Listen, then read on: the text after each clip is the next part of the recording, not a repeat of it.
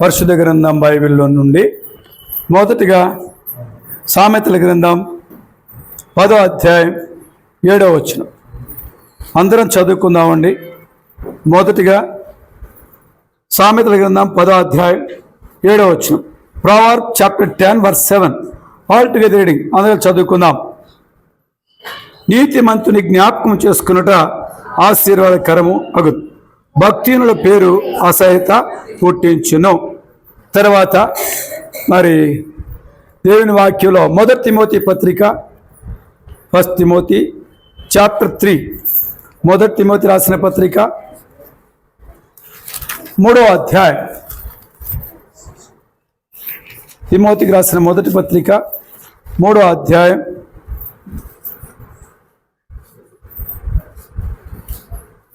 3వ అధ్యాయం అందరం కలిసి చదువుకుందామండి.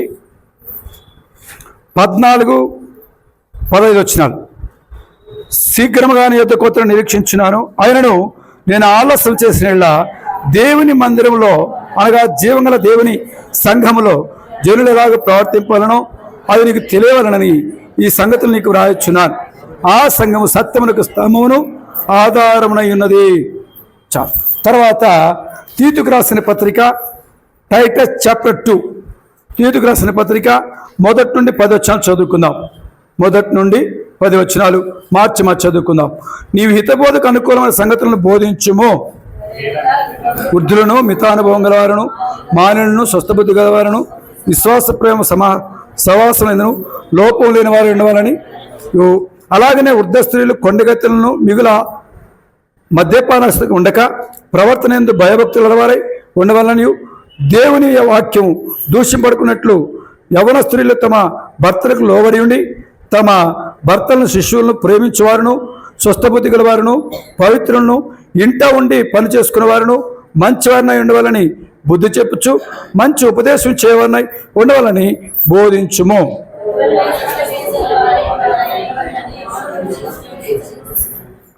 పరపక్షమందునవాడు మనకు చెడు మాట ఏది చెప్పనేరక సిగ్గుపడినట్లు అన్నిటి యందు నీవే సత్కార్య విషయమై మాదిరిగా కనపరుచుకొనుచు నీ ఉపదేశం మోసమైనదిగా లేనిదిగాను, మాన్యమైనదిగాను, నిరాక్షేపణ హితవాక్యములతో కూడినదిగాను ఉండవలెను.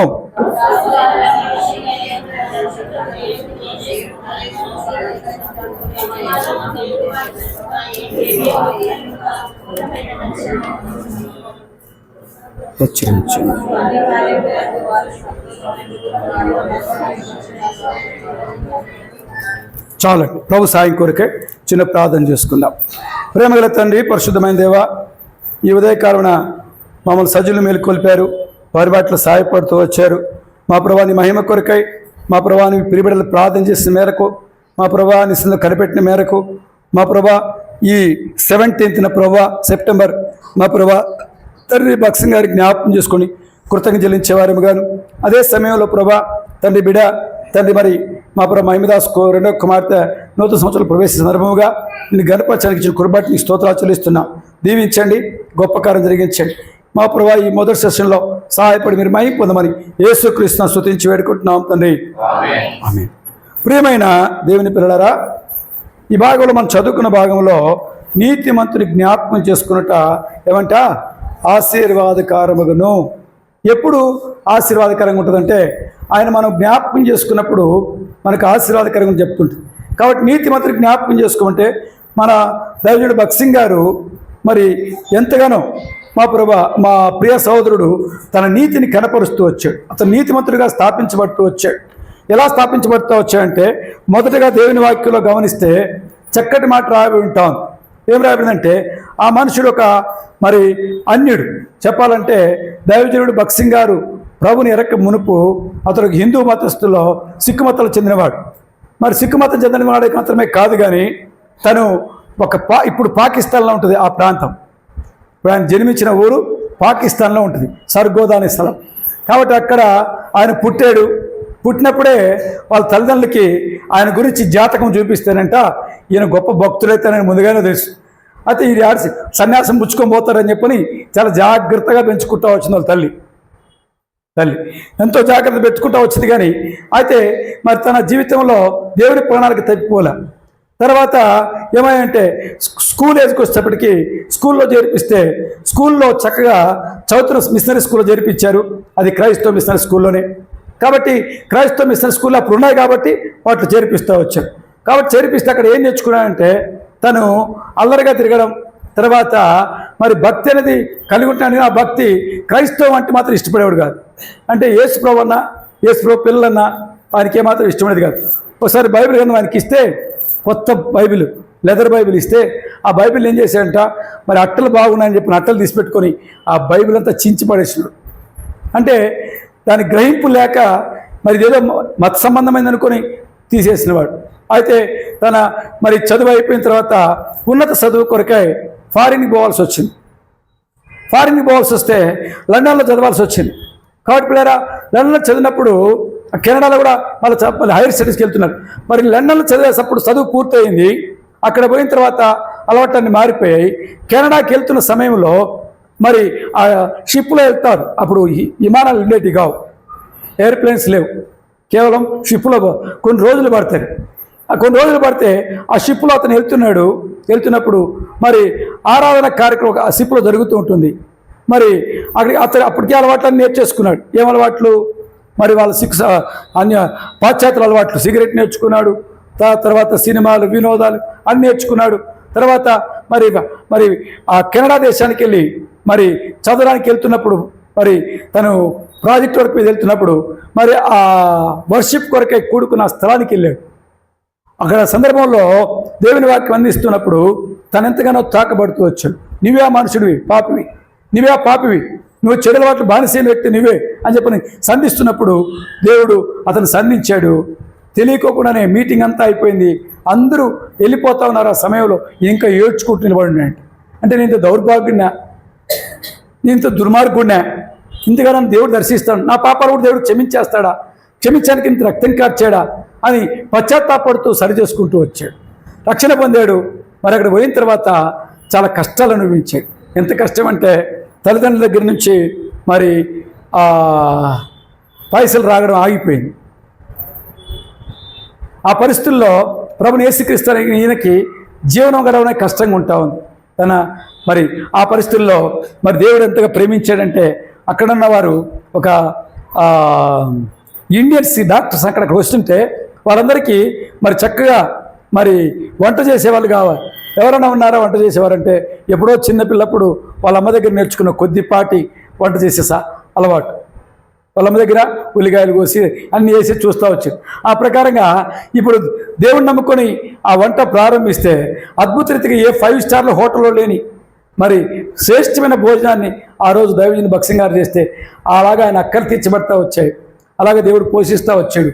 ఆ సహవాసంలో అక్కడ మరి నువ్వు ఎందుకు ఇండియాకి వెళ్ళి సేవ చేయకూడదు చెప్పి ఒక ఆయన గట్టిగా షేక్ హ్యాండ్ ఇచ్చి నొక్కి పట్టుకుంటే ఆ తర్వాత ఇండియాకి రావడానికి ఇష్టం లేదు.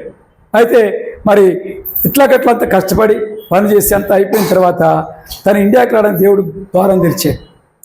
వాళ్ళ నాన్న వాళ్ళు మరి బాంబేకి వస్తే తన దగ్గర ఏమున్నదో అంతా తీసేసి వాళ్ళ రుణం వారికి తీర్చేసాడు. తర్వాత తన దగ్గర ఉన్న పుస్తకాలు పత్రికలు తీసుకున్నారు. వాళ్ళ నాన్న వాళ్ళ అమ్మగారు వాళ్ళ నాన్నగారు చెప్పారట, నీవు క్రైస్తవుడు అయితే సంతోషమే, కాదనడం లేదు, అయితే క్రైస్తవుడు అని ఇతరులకు ఎవరికి చెప్పుకోవద్దు. ఇది మీకు అందరూ బాధ. క్రైస్తవుడు అని ఇతరులకు ఎవరికి చెప్పుకోవద్దు అని చెప్పని చెబితే నేను అప్పుడు చెప్పాడంట, మరి మీరు ఎవరైనా మరి ముక్కు మూసుకొని గాలి పీల్చకుండా ఒక 2 నిమిషాలు ఉండగలుగుతారా అని చెప్పంటే మేము ఉండలేమనండి. అలాగే నేను యేసుప్రభువు నమ్ముకున్నాను, యేసుప్రభువు చెప్పకుండా నేను ఉండలేను, మీ ఇంటికి రాకుండా పరని రాను, నేను ఇక్కడే ఉండిపోతాను అని చెప్తే అరే నీ ఇష్టం అని చెప్పి వదిలేశారు, విడిచిపెట్టి వెళ్ళిపోయారు. తను ప్లాట్ఫామ్లో తనకు నివాసం లేదు. అది వరకేమో ఫారిన్లో ఉండేవాడు. ఇప్పుడు ఇండియాకి వచ్చాడు కానీ బాంబేలో ఆ ప్లాట్ఫామ్ మీద ఒక న్యూస్ పేపర్ కొనుక్కొని పడుకునేవాడు. ఇలా అక్కడ మరి పగలంతా సువార్త వాక్యాలు అందిస్తూ అక్కడ పడుకుంటూ ఉండేవాడు.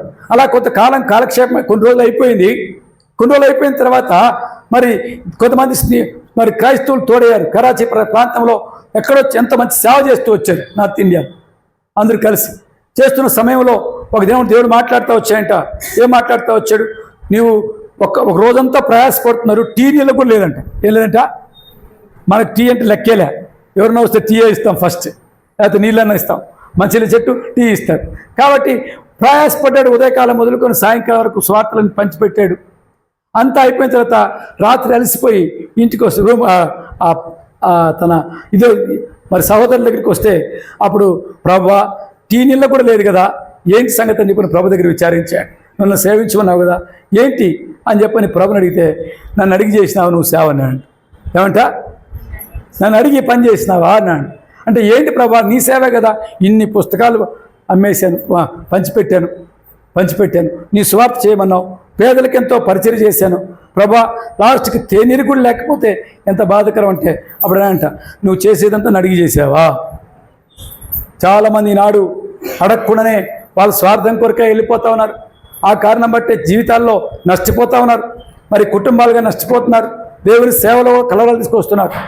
దేవుని చిత్తానికి లోబడితే, దేవుని చిత్తం చేస్తే మనం బ్లెస్ చేయబడతా వస్తాం. దావీదు అప్పటి నుంచి దేవుని చిత్తం చేయడం నేర్చుకుంటే దేవుని చిత్తం కనిపెట్టి నేర్చుకున్నాడు. ఆ తర్వాత మరి కరాచీ ప్రాంతంలో నుంచి చిన్న మరి తను ఒక ఊర్లో ఉన్నాడు.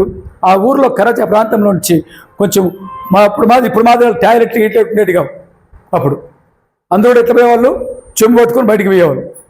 బాటిల్స్ కూడా లేవు, ఈ వాటర్ బాటిల్స్ ఉన్నాయి, ఇప్పుడు వచ్చినాయి ఇన్ని. అది వరకు ఏం లేవు, అది వరకు పెద్ద చెంబులు ఇచ్చేవారు. అది కూడా ఏం చెంబులు, రాగి చెంబులు, ఇతర చెంబులు ఉండేవి. లేకపోతే మళ్ళీ తర్వాత సిల్వర్ చెంబులు వచ్చినాయి, సత్చెంబు. ఆ చెంబులు పట్టుకొని వాష్రూమ్కి పోయేవారు. తాగేదానికేమో ఒక చెంబు, మరి బయటికి పోవడానికేమో వాష్రూమ్లో ఒక చెంబు ఉండేది. అట్లా బయటికి పోతూ ఉంటే ఒక ఇంట్లో చక్కటి ఆరాధన కరెక్ట్గా వినబడుతుందంట, పాటలు వినబడుతూ ఉన్నాయి, కుటుంబ ఆరాధన చేస్తూ ఉంటే అప్పుడు పెద్ద గుళ్ళో లేడు దేవుడు, ఏడంట చిన్న గుడిసెలో ఉన్నాడు దేవుడు అని చెప్పినప్పుడు గుర్తిరిగాడంట. అంటే ప్రతి ఒక్కరిని ప్రేమిస్తూ ఉన్నాడు. ఓ కెనడా మాత్రమే కాదు, లండన్లో మాత్రమే కాదు ఉండే దేవుడు, ఎక్కడాడు ఇండియాలో చిన్న గుడిసెలో కూడా మా దేవుడు ఉన్నాడని చెప్పనేసి చూసి వాళ్ళ ఆరాధన చూసి ఆయన ముగ్ధులైపోయాడంట. వాళ్ళ ఆరాధన, వాళ్ళ ప్రార్థన, వాళ్ళ పాటలు చూసి ముగ్ధులైపోయి సత్యం గుర్తిరిగాడు. ప్రభు సేవ చేయడానికి ఫుల్గా వచ్చాడు. కానీ అయితే సరైన గ్రహింపుతో సేవ చేయడానికి పూర్తిగా తీర్మానం చేసుకుని సాగిపోతున్న సమయంలో మరి ఒక దేవుని తనతో ఉన్న టీం ఉంది, టీం వర్క్ చేస్తూ ఉన్నారు ఒక చర్చిలో. మరి ఉండి చేస్తూ ఉంటే దేవుడు మాట్లాడాడంట, బక్సింగ్ మీరు పలానా దగ్గరికి వెళ్ళాలా, మిలిటరీ ప్రాంతానికి వెళ్ళాలి. ఎప్పుడు మనం గుడుకొని వచ్చినా, ఇప్పుడు 8 గంటలకు వచ్చినాం, ఉదయకాలం ఏమో 8 గంటలకు మనకి మీటింగ్, 10:30 పెట్టినాం, 8 గంటలకు వచ్చినాం. చెప్పండి, 8 గంటలకు వచ్చారు అందరూ? 12 కదా. కాబట్టి 12 గంటలకి మనకు అలవాటు, దేవునికి స్తోత్రం, మంచి అలవాటు కాదనలేదు. నిజంగా మరి దావీదు బక్సింగ్ గారితో 12 గంటలకి దేవుడు ఉదయం మాట్లాడినాడు. 12 గంటలకు బయలుదేరి పదాంప చెప్పిన రూమ్లో ఉన్న అది సహోదరులు ప్రేరేపిస్తే వాళ్ళు ఏమన్నారు, ఇప్పుడా మళ్ళీ 3 కిలోమీటర్లు నడుచుకొని పోవాలన్నా, అడిగి 12 గంటలకి 3 కిలోమీటర్లు నడుచుకొని పోవాలన్నా, అక్కడ పోయి స్వార్థ చేయాలన్నా. మరి దేవుడు మీతో బలి మాట్లాడతాడే, ఎండగమంటాడా, దేవుడు సుఖంగా ఉంటాడు కానీ సుఖంగా ఉండమంటాడా? నీ జీవితం అంతా పోరాడు జీవితం. అందుకే ఒక ఆయన పాడుతూ వచ్చే, క్రైస్తవ జీవితం సౌభాగ్య జీవితం, ప్రభు పిల్లలకు ఎంతో సంతానం. క్రైస్తవ జీవితం సౌభాగ్య జీవితం, ప్రభు పిల్లలకు ఎంతో ఆనందం. కష్టములు వచ్చినా నష్టములు వచ్చినా, కష్టములు వచ్చినా నష్టములు వచ్చినా, యేసు ప్రభువే నా సహకారి, యేసు ప్రభువే నా సహకారి. క్రైస్తవ జీవితం పోరాట జీవితం, ప్రభు పిల్లలకు ఎంతో పోరాటం. క్రైస్తవ జీవితం పోరాట జీవితం, క్రైస్తవ పిల్లలకు ఎల్లప్పుడూ పోరాటం. నిజంగా క్రైస్తవ జీవితం సౌభాగ్య జీవితం, ఎప్పుడు అన్నీ బాగున్నప్పుడు. అయితే నువ్వు ఆత్మీయంగా తీర్మానం చేసుకున్నావు అనుకో, అప్పుడేమో వస్తుంది, పోరాటం వస్తుంది. ఆ పోరాటంలో ప్రభు నీకు సౌభాగ్యత ఇస్తూ వస్తాడు. చాలామంది ఎరగరు. దావీదు బక్సింగ్ గారు ఆ పోరాటంలోనే సౌభాగ్యతను పొందుకున్నాడు. పొందుకున్నాడు. అప్పుడు వాళ్ళందరితో స్నేహితు చెప్పారు, మీరు ఎవరు వస్తారో ప్రేరేపంగా రండి, నేను వెళ్తున్నా ప్రభు చిత్తానికి లోబడి అని. ఉర్దూ బైబిల్ తీసుకెళ్ళమని ఆయన దేవుడు, పెద్ద ఉర్దూ బైబిల్. కాబట్టి పుస్తకాలన్నీ తీసుకెళ్ళినారు. ఉర్దూ బైబిల్ తీసుకెళ్ళమంటే ఉర్దూ బైబిల్ తీసుకెళ్ళి ఫస్ట్ స్టాండ్ చేస్తానే ఏమంటారు సార్, ఒక పెద్ద మనిషి అంటే మనకంత పెద్ద గ్లాస్లో ఉంటారు, అది ఇవాళ కుర్చీలో కూర్చొని పెద్ద వైట్ అండ్ వైట్లో, అంతకంటే ఇంకా పెద్దగా ఉంటాడు. పంజాబ్లో వాళ్ళు చాలా ఎత్తరు. మరి ఎలాంటి ఎత్తర్లు అంటే బాగా తిని ఇంత ఎత్తుంటారు సిక్కులంతా. వాళ్ళంటే ఒక ముస్లిమాన్ అంట, హిందూ అరబీ, అతను ఈ ముస్లిం ఒక పెద్ద షాప్ పెట్టుకొని పెద్ద గడ్డం పెట్టుకొని పెద్ద గుడ్లు ఇంతలా వేసుకొని ఎర్ర ఉన్నాయి. కాబట్టి ఫస్ట్ ఏమో వద్దలేశారు. మరి ఇక్కడ చెప్పద్దు పోరా అని అంట. పోతాను ప్రభువా, నువ్వే కదా బొమ్మల్ని ఇక్కడ వద్దంటున్నారు, ఏం చేయమంటావు? మనసులో ప్రార్థన, పోరాటం. తర్వాత ముందు పోయి స్టాండ్ ఏమన్నాడు దేవుడు. ఆడేస్తానే ఈ ముస్లిం సహోదరుడు ఉన్నాడు, పెద్ద గుడ్లు వేసుకొని పెద్ద గడ్డం వేసుకొని, పెద్ద ఇది మిలిటరీ కాలనీ. మిలిటరీ కాలనీ చాలా బలవంతులుగా ఉంటారు, వాళ్ళు చాలా భయంకరంగా ఉంటారు. అలాంటి పరిస్థితి. అలాంటి వాళ్ళ దగ్గరికి పోతే మరి అక్కడ పెట్టి సువార్త చెప్తూ ఉంటే చక్కగా సువార్త తిన్నారంట అందరూ. ఆ ఎండకి చక్కగా మరి కాసేపటికి వర్షం వచ్చేసింది. భయంకరంగా వర్షం వచ్చినవాడుక ఏమాత్రం లెక్క చేయకుండా సువార్త చెప్తున్నట్లు దాడి చెప్తూ ఉంటే ఈ ముస్లిం సోదరుడు వాక్యం విని, అయ్యా మీ దగ్గర బైబిల్ ఉందా అన్నాడు. ఉర్దూ బైబిల్ ఉందంటే, దేవుడు మీకోసం చెప్పాడండి, ఇదిగోండి మీకు దేవుడు ఇమ్మన్నాడు, తీసుకొచ్చాం. మాట్లాడు. దేవుడు అద్భుతంగా మాట్లాడింది నెరవేర్చుకుని ఉండేవాడు కాదు. ఆయన మాట ఏ మాట కూడా నిర్ణయమయ్యేది కాదని చెప్పి ప్రూవ్ చేసుకున్నాడు. కాదంటే కొంచెం పోరాటం ఉంటుంది, ఆ పోరాటం నిలబడాలంతే. కాసేపు కొద్దిసేపు నిలబడితే నీదే విజయం. మనం ఏం చేస్తాం, ఆ కొద్దిసేపటికే తెగ ఇదైపోతాం. ఏమైపోతాం? కొట్టడప్పుడు అంతే. ఏదైనా ఒక వస్తువు పోయిందనుకో గాబరా నెమ్మదే ఉండదు. కలవరం, అందరికి కలవరం, కుటుంబంతో కలవరమే. కాస్త నిదానంగా ఎదిగితే కనపడదు, ఆడే ఉంటుంది. మళ్ళీ ఏముంటుంది? ఆ మంచం కిందనో లేకపోతే బెడ్ కింద పెట్టినారు. ఆ మంచం కింద బెడ్ కింద పడితే అది నీరే పెట్టినట్టు. ఏడా టేబుల్ మీదే పెట్టినా, టేబుల్ మీద పెట్టినావు, నువ్వు పెట్టిందేమో మంచం మీద పడేసినావు, లేకపోతే దిండు కింద పెట్టుకున్నావు. వాళ్ళ టేబుల్ మీద న్యాయమేనా? పెట్టినట్టు గుర్తుంటుంది కానీ ఎడబెట్టినట్టు టేబుల్ దాన్ని తీసి మళ్ళీ రహస్యంగా పెట్టింటావు. కొంచెం దానికి ఇది ఏం పోతుంది? ఏమంటే అప్పటికే కలవరం. ఎవడు తీసినాడు, ఎక్కడ తీసినాడు, ఎదుగు పోయింది, చిన్న నువ్వు తీసినావా, పెద్దవాడు నువ్వు తీసినావా అని చెప్పని కలవరం పెట్టి తొందర చేసేసి అందరికీ ఉంటుంది. వద్దు, అది క్రైస్తవ జీవితం కాదు. కాస్త ఆగు, మౌనం కొంచెం ప్రార్థన చేసుకొని ఎక్కడ పెట్టావో గుర్తుపెట్టుకో, ఎక్కడ పోయిందో గుర్తుపెట్టుకో. అంత గుర్తు చేస్తాడు దేవుడు, నెమ్మది ఇస్తాడు, సంతోషం ఇస్తాడు. నువ్వు థ్యాంక్స్ చెప్పి దేవుడు చేస్తూ వస్తాడు. కాబట్టి ఆ విధంగా కరాచీ ప్రాంతంలో ఆ మిలిటరీ కాలనీలో దేవుని సువార్త అందించి అంతా అయిపోయిన తర్వాత ఎర్రటి ఎండకి వెళ్ళారు కదా, భోజనం కూడా లేదు. మధ్యాహ్నం రిటర్న్ వస్తూ ఉంటే ఆ ముస్లిం సోదరుడు పిలిచి, మధ్యాహ్నం మా ఇంట్లో భోజనం చేయాలి, మీ కొరకు శ్రేష్టమైన భోజనం ఉంది. ఎండాకాలము, మంచి పరిస్థితి, మంచి మామిడి పనులు వచ్చింది. వీళ్ళకి ఆహారం లేదంటే మంచి ఆహారం పెట్టాడు. తర్వాత మామిడి పండ్లు కోసి శుభ్రంగా పెట్టాయంట. తిని సంతోషంతో దేవుని కేకలేసు. వీళ్ళకేం లేదు, ఇలా ఎవరు సోమరులకి ఏడా రూములో సోమరులు కొంతమంది ఉంటారు కదా, ఎవరు అంత కొంతమంది ఉంటారు సోమరులు. బలి చెప్పినాడు నీతో దేవుడు బలి మాట్లాడినాడు అని ఉంటారు. కాబట్టి ఎప్పుడు సోమరులుగా మనం ఉండకూడదు. ప్రభు పనికి, ప్రభు కార్యాలకి ఎప్పుడు చురుగ్గా ఉండాలి. అప్పగించుకుని పోవటం వల్ల ఆ పోరాటంలో విజయం పొందుతూ వస్తాం. నిష్కారణంగా కొట్లాడుతూ ఉండద్దు. మరి దైవిక విధానంలో ముందుకు సాగిపోతున్నప్పుడు దేవునికి విజయం ఇచ్చి నడిపించి ఆశీర్వదిస్తూ వస్తాడు. కాబట్టి దైవజనుడు భక్సింగ్ గారు ఆ విధంగా ఆశీర్వదించిన తర్వాత, దేవుడు బ్లెస్ చేసిన తర్వాత, దేవుడు కొంతకాలానికి దేవుడు మాట్లాడి సౌత్ ఇండియాకి వెళ్ళి సేవ చేసినాను. 1933 సంవత్సరం చెన్నైకి వచ్చాడు. చెన్నైకి వచ్చి చెన్నైలో సువార్త చేసి మరి చక్కగా అనేక మంది క్రైస్తవులు ఆహ్వానించారు. చక్కటి సువార్త, చక్కటి వాక్యం అందరూ విన్నారు, అన్ని చర్చిల వారు విన్నారు. ఆ తర్వాత రెండోసారి వచ్చినప్పుడు ఈ చర్చిల్లో రక్షణ పొందిన వారందరూ కూడా ప్రత్యేక ఉండాలి.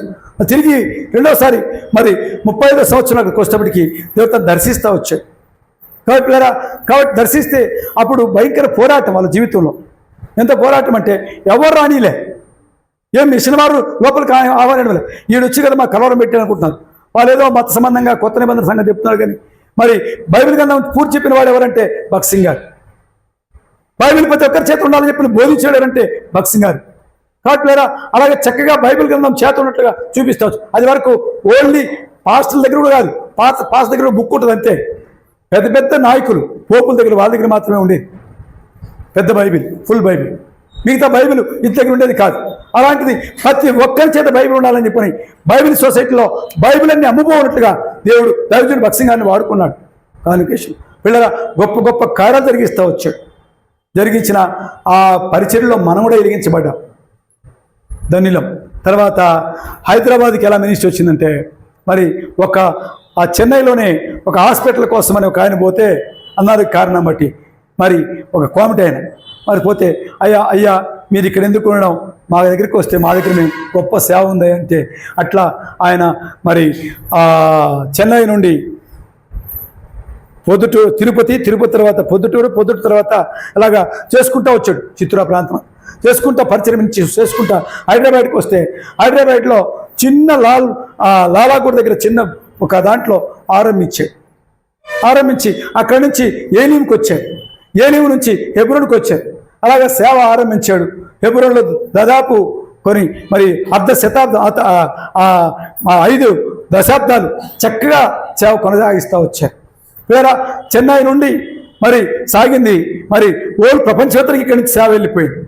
2 దేశాలంటికి సేవకి వెళ్ళిపోతూ వచ్చారు. ఒక సందర్భం చెప్పి ముందుకెళ్తా, దైవజనుడు భక్త్ సింగ్ గారు మరి ప్రతి కూడా దేవుని చిత్తానుసారంగా నడుచుకునేవాడు. మరి ఏరోప్లేన్లో వెళ్ళాలి, మొట్టమొదటిగా మరి ఏరోప్లేన్ కంటే తర్వాత వస్తాం. ఏరోప్లేన్ ముందుగా తను జర్మనీ దేశానికి మరి జూన్ 6 కల్లా అక్కడ ఉండాలని దేవుడు మాట్లాడాడంట. జూన్ నెల 6వ తారీఖు కల్లా నేను అక్కడ ఉండాలి అని దేవుడు మాట్లాడితే, దాని కొరకే ముందుగా నెల ముందు ప్రయాణం మే నెలలోనే. మరి మే నెలలో ఒక నెల పడుతుంది టైం కాబట్టి 6వ తేదీ కల్లా చేరాలంటే ఓడరేవుకు పోయేసి, అయ్యా మరి పలానా దేశం జర్మనీకి వెళ్ళాలి, మరి టికెట్లు ఉన్నాయా అంటే రెండు మరి స్టీమర్లు వెళ్తున్నాయి, ఒకటేమో ఈరోజు వెళ్తుంది, ఒకటేమో రేపు వెళ్తుంది అని చెప్పంటే, ఈరోజు వెళ్ళే దాంట్లో ఏమాత్రం సీట్లు లేవు.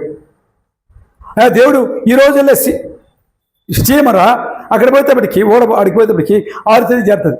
అలాంటి దీంట్లో ఈ ఓడలో ఏమాత్రం పర్మిషన్ లేదు పోయేదానికి, ఎందుకంటే అంతే ఫుల్ అయిపోయింది చెప్పని పంపించేశారు. అప్పుడు ప్రభా ఏంటికి ఇటు పంపించావని చెప్పని ప్రభు దగ్గర ప్రార్థన చేస్తే, నువ్వు దీంట్లో ఎక్కని అంట. 2వ దాంట్లో కొంచెం ఆలస్యంగా పోయేదాన్ని ఎక్కమంటే, ఈ లోపల ఆలస్యంగా పోయేదాన్ని ఎక్కితే, ఇదే ఆలస్యంగా పోయేదే ముందు పోయిందేమో వైర్ వాహన లోపం వలన అది మధ్యలో కొంచెం లేటుగా జరిగింది. ఇలా చాలా రోజులు చేరింది. కాబట్టి అద్భుతం. ఎందుకు ఈ సంగతి చెప్తున్నా అంటే, దేవుని చిత్తంలో ఉంటే నీ జీవితంలో ఒకవేళ కష్టం వచ్చినా, పోరాటం వచ్చినా, దాంట్లో నువ్వు కొంచెం ఆగిపోవాల్సి వచ్చినా, దేవుడు తర్వాత గొప్ప కార్యాలు జరిగించేవాడు ఉంటున్నాడు. ఇది మనం గుర్తెరగాలి. కాబట్టి గాడ్స్ ప్లానా కాదని ముందు ఎరగాలి. దేవుని చిత్తం ఎరగడం, దేవుని చిత్తానుసరి నడుచుకోవడం చాలా ఇంపార్టెంటు.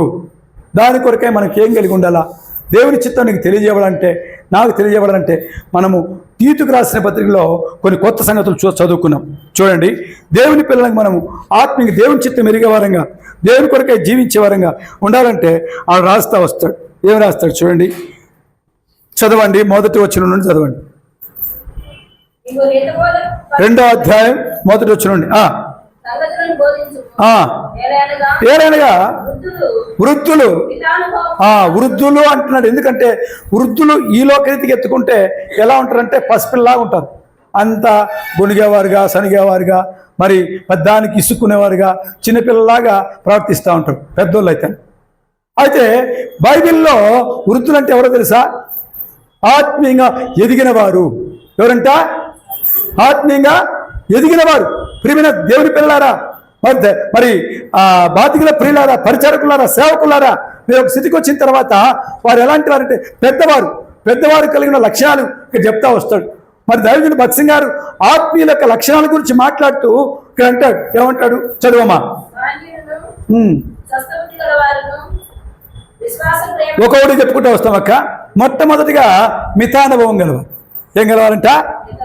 మొట్టమొదటిగా చదవండి, అందరూ చదువుదాం మాట, అది అవసరం, చాలా ఇంపార్టెంట్. 2వ వచనం అందరూ.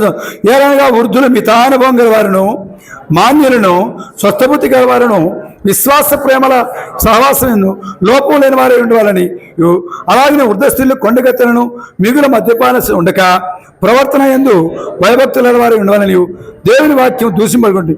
ఎవరి స్త్రీలు తమ భర్తలకు లోబడి ఉండి తమ భర్తల శిష్యులను ప్రేమించేవారును, స్వస్థబుద్ధి గల వారును, పవిత్రులను, ఇంట ఉండి పని చేసుకునే వారును, మంచి వారిని ఉండవాలని బుద్ధి చెప్పుచు మంచి ఉపదేశం చేయవన్నాయి ఉండవలెను, బోధించుము. చాలా సంగతులు రాయి ఉంటాం, ఒక్కొక్కటి ధ్యానించుకుంటూ వస్తాం. నిజంగా ఆత్మీయులు అంటే మితానుభవం గల వారుగా ఉండాలి. మితానుభవం అంటే ఏంటి అర్థము చెప్పాలి, నేను చెప్తేనే వదిలిపెడతా ఈరోజు. మితానుభవం అంటే ఏంటి? నాకేం తెలుసుకోండి, తెలుసుకోవాలా. మితానుభవం అంటే మితానుభవమే, అనుభవంలో కొంచెం తక్కువ ఉండవనే కాదు.